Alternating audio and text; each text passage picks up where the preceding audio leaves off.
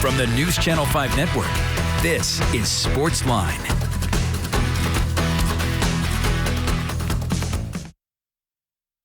Hey there, SportsLine on your television. Steve Layman here with you. Glad you are here with us on News Channel 5 Plus. And it was a busy day around the NFL. No football game until Super Bowl 56 a week from Sunday between the Rams and, of course, the Bengals, who were shocking winners once again in Kansas City. But other news from around the league today, for sure. The big story, Brian Flores, the fired coach of the Dolphins, filing a 58-page lawsuit today in New York against the NFL and three principal teams alleging discrimination in their hiring and firing practices around the league. We'll get into some of those allegations coming up, but that clearly was a bombshell and some of the details within. We'll also visit with Aron Solomon, the chief legal analyst for Esquire Digital, coming up on the program about exactly what he thinks this means and where this is going to go forward from here.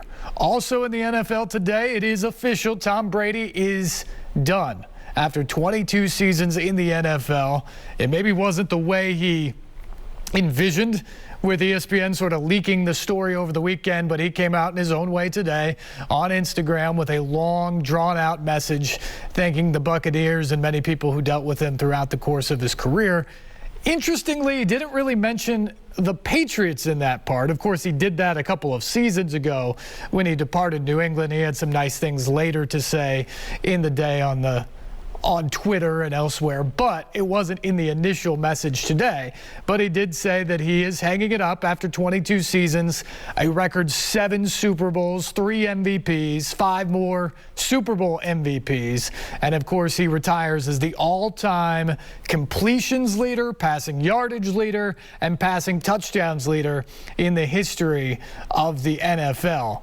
There's no doubt to me, he is the greatest player of all time in the NFL. Not just the greatest quarterback, he's the greatest player in NFL history. It's the most important position. He excelled at it. He set all those records. He had great longevity while doing it. And he won more than anybody at any position in the history of the league. Tom Brady has more Super Bowls by himself than any franchise in the history of the league does. I mean, think about that for a second. That's crazy.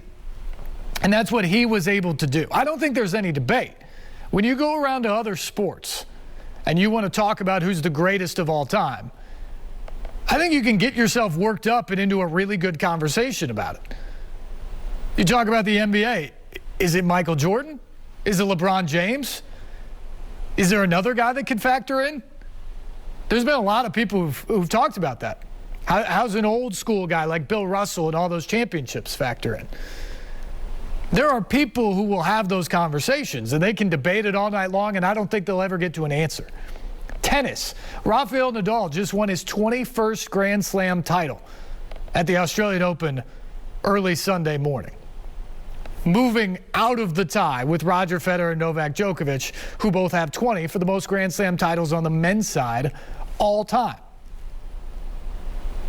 But the other two guys have great debates of the greatest player of all time. Federer's won more titles. He's got more wins. Djokovic has more weeks at number 1.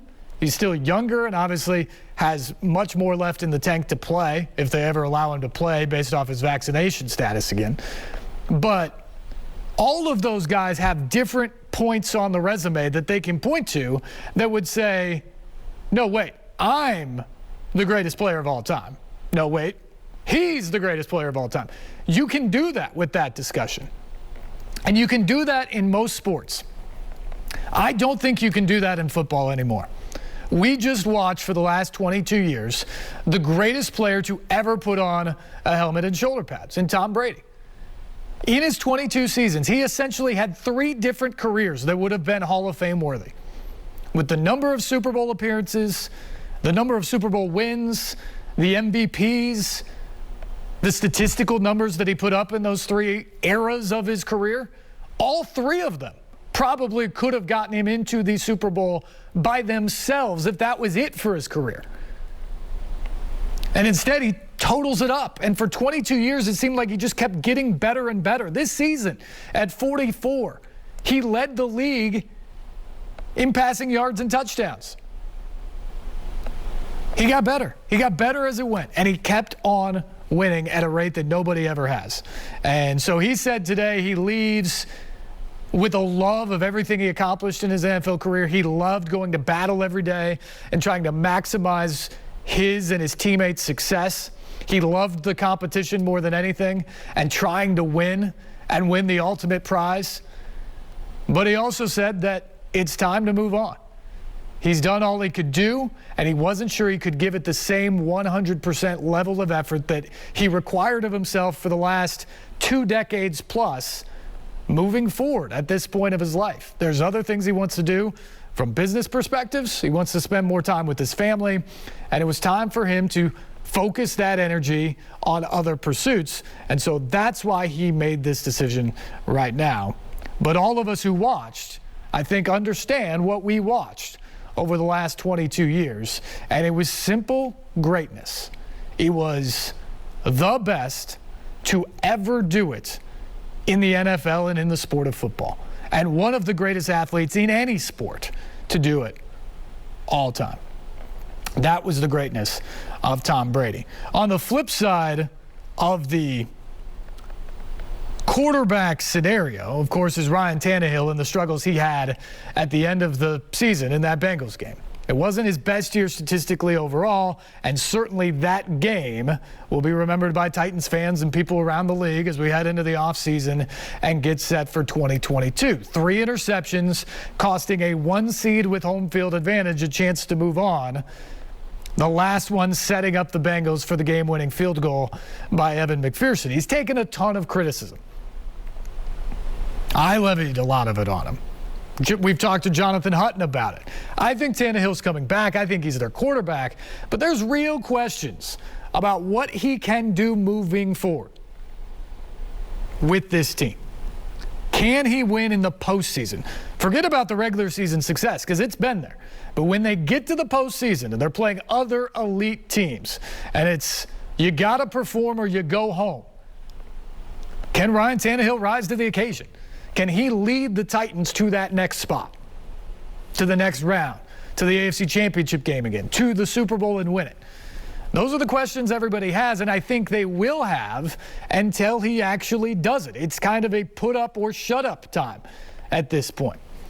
But for those people who want the Titans to do something drastic this offseason, despite his huge contract and the anchor that it will leave on this team if they decide to do anything other than somehow work out a trade with someone for Tannehill,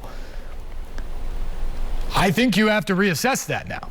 I mean, it's not going to be a quarterback you're not going to trade. You're not going to cut him based off of the contract. And where the team is going to draft and what's out there, I don't think you're wasting a high-end draft pick on the replacement. You're just trying to make the team as good around him as possible. And Mike Vrabel essentially said as much the day after the season ended. After that Bengals loss, he said, look, Ryan is a great leader. He's a tough guy. He stands in the pocket. He's a good teammate. He battles. He shows accuracy at times, does things that we want him to do at times. And it's on all of us. We've got to have a really, really good football team around him.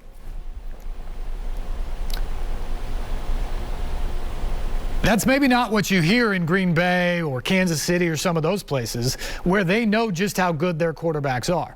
Those places believe that those guys can lead them to the finish line or to the promised land.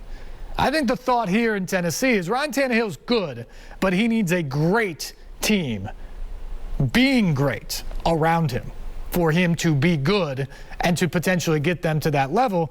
And GM John Robinson at the Senior Bowl today was asked about exactly that, and he reiterated a lot of what you heard from Mike Vrabel. He said, I think Ryan is a leader. I think Ryan is tough. I think Ryan has made a lot of great plays for us. He is our quarterback. I don't know that there's a quarterback who stands in the pocket, looks down the barrel of a blitz, and throws the ball as good as he does. I know he works extremely hard. He loves his teammates. It's competitive. He's played a lot of good football. To have a micro evaluation over one game isn't fair to any player We look at the scope of the body of work and what he has done for this football team since he has been here, which is good. That's the statement of John Robinson about the play of Ryan Tannehill, and I think that is an endorsement of their quarterback that tells you that he is certainly going to be back and that their job is to try to make the team around him great, to try to maximize good play where maybe good play at the quarterback position becomes great because of everything around him. And that's what they have to do. We can talk more about that as we move on tonight, but we are going to get into the next segment and be all about this Brian Flores case. Again, he filed a 58-page lawsuit that seeks class action status today in a Manhattan federal court against the NFL, the Dolphins, the Giants, and the Broncos. He alleges that Stephen Ross, the owners of the Dolphins, tried to force him into potentially tampering with a potential free agent quarterback before his first season. Then he offered him extra money to lose games that season as the Dolphins were in the running for the #1 pick. That, to me, is incredibly problematic. But I'm not sure it gets to the heart of what the lawsuit is about, and we'll ask Aron Solomon coming up about that. He also alleges essentially he only got token sham Rooney Rule interviews for the Giants vacancy here this offseason and also one with the Broncos because those teams had already made up their mind that he was just in there as the required external minority candidate to be interviewed. But he wasn't ever really a candidate because they'd already made up their mind. Now, there's a lot of factors around that. We can dive into some of that as well as we move forward. But those are the allegations. The question now is, can he prove it? And what does it do? My guess is there's probably a settlement coming for Brian Flores. It also may mean the end of his NFL coaching career because I don't know how many teams really want to line up in the way they were because he was a candidate for the New Orleans job and the Houston job as of today, with interviews and second interviews when this lawsuit came out. Will he still be a candidate? Will he be the final choice after it did? That'll be very interesting. And then what will the ramifications be for the NFL and how they approach the Rooney Rule and how they approach their hirings after this case? It's going to be interesting. And we're going to talk to Aron Solomon, the chief legal analyst for Esquire Digital, coming up. Stay tuned. This is SportsLine on News Channel 5 Plus. Much more straight ahead.